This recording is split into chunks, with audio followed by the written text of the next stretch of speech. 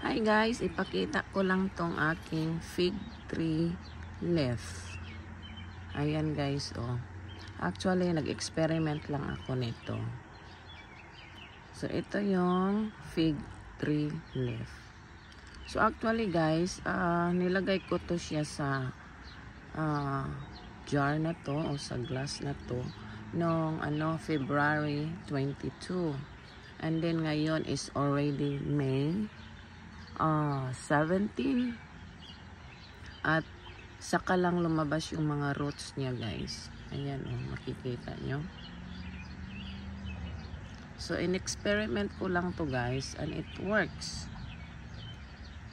So kung gusto nyong magtanim ng fig tree guys, just pick up one leaf and leave it in a water for at least 3 months kasi I start it on February and now it's May, March, April, May, so like 3 months at least bago siya magkaroon ng roots.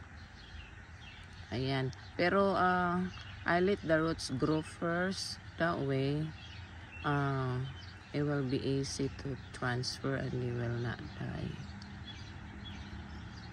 So i-make sure ko lang na marami siyang roots bago ko i-transfer sa lupa.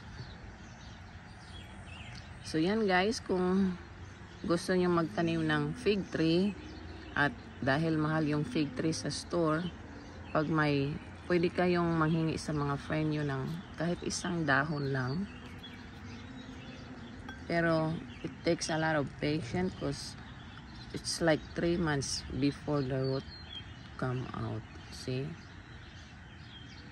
so that's my experiment and it works. So now I'm gonna do more of these so I can sell in the future my fig tree.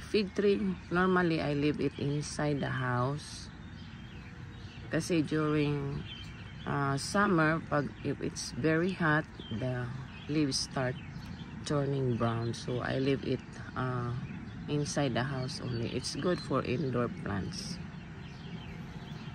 So yan guys, fig tree, it takes 3 months before it start rooted. Yan, bago lalabas yung mga roots. So yan lang ang ating experiment for today. Thank you guys for watching. Enjoy your Friday.